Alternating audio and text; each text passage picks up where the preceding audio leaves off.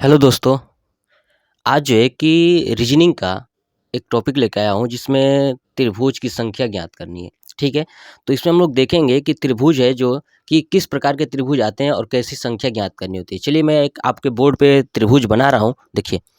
देखिए एक हमारे पास ये त्रिभुज है, ये त्रिभुज है। अगर आपसे इसमें पूछा जाए कि बताइए इसमें कितने त्रिभुज हैं, तो आपको कितना दिख रहा है? तो 1, इसका आंसर हो जाएगा 1। लेकिन इसी त्रिभुज में थोड़ा-सा परिवर्तित कर दिया जाए, ऐसे बना दिया जाए।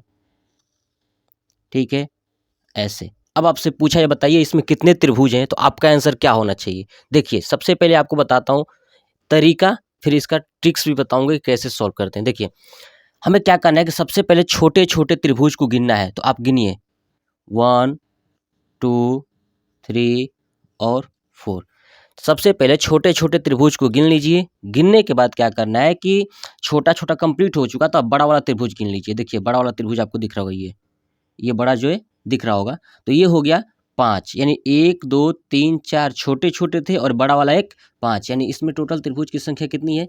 तो 5। लेकिन अब आप ये सोचिए, मान लीजिए कि इसमें बहुत सारी त्रिभुज आ गई, जैसे इसमें और एक बना दिया मैंने त्रिभुज ऐसे छोटा-सा, ऐसे बना दिया।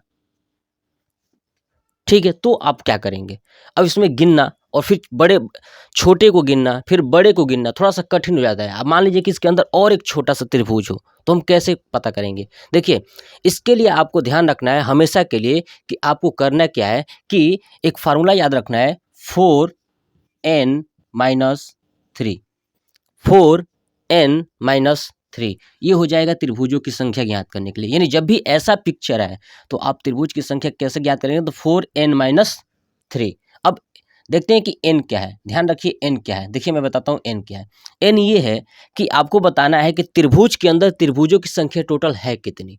ठीक है, बस इतना ही ज्ञान रखना है। देखिए, आपको एक डंडी गिनना है, गिनिए। देखिए एक बड़ा वाला 1 हो गया, इसमें का एक बड़ा वाला 2 हो गया और इस त्रिभुज का अंदर वाले त्रिभुज का जो छोटा-सा है, इसका एक बड़ा वाला यानी हो गया 3। यानी टोटल कितने हैं? 1, 2, 3।